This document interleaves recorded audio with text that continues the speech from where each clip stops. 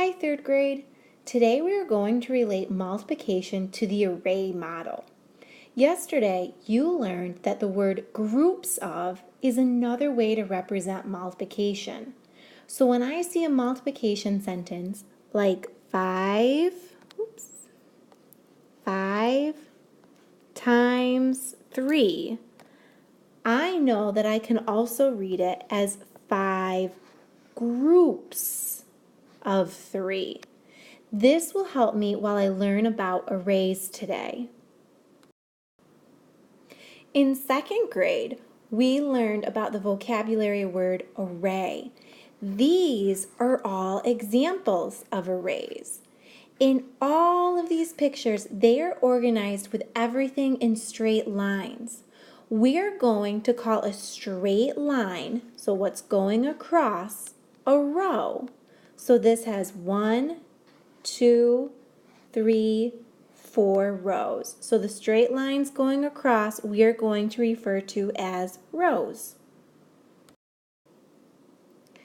Take a look at this array. How many rectangles are in the top row? Yes, there are 1, 2, 3, 4 rectangles in the top row. One row is 4 rectangles. Each row of 4 can also be called a group. So this is one group right here, this first row. There's 1, 2, 3. Let me use a different pointer here. Let's use this pointer. So there's one group, 2 groups, 3 groups, or 3 rows. To write this as an equation, we first write the number of groups. I just counted that there are 3 groups. Next, we write the size of each group. So in each group, 1, 2, 3, 4, there are 4 rectangles.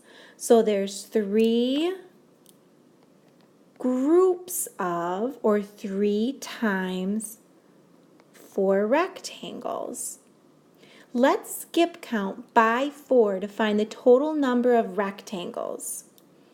So to skip count, I would just count 4, 8, 12. I skip counted by 4 3 times because there's 3 groups with 4 in each group. So 4, 8, 12. 3 times 4 equals 12. In multiplication, the answer or total of a multiplication sentence or equation is called the product. This drawing shows 3 groups of 5. Watch me redraw the picture as an array with 3 rows of 5. So here's one row of 5, 2 rows of 5, 3 rows of 5. I'm now going to write a multiplication expression to describe my array. Remember, an expression doesn't have an equal sign, which is how it's different from an equation. If you need help or can't remember, look back at the posters that I have up in the room. So, a multiplication expression to represent this array would be 3 groups of 5, or 3 times 5.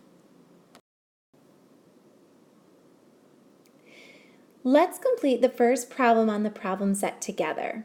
The directions read, use the arrays below to answer each set of questions. Number 1, how many rows of cars are there?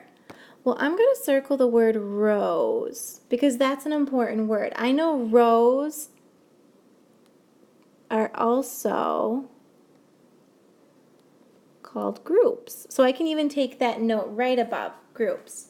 How many rows or groups of cars are there? So I know that there's 1 row, 2 rows, 3 rows, 4 rows. So I'm going to put the number 4 right here. Part B says, how many cars are there in each row? So how many cars are in each row? That's very important. But I can clearly see that there's 1, 2 in each row. So I'm going to write the number 2. I am going to have you pause the video here to complete problems 2, 3, and 4 independently. I then want you to flip your paper and complete numbers 5 and 6. When you have these problems completed, hit play to check your answers with mine. I will be coming around and working one-on-one with you while you are working independently. Are you ready? Go ahead and pause. Check your answers with mine. Once you have them checked, complete the next step on the board. You can rewind the video to any part that you need to see or hear again. In today's lesson, you learned how to relate multiplication to the array model.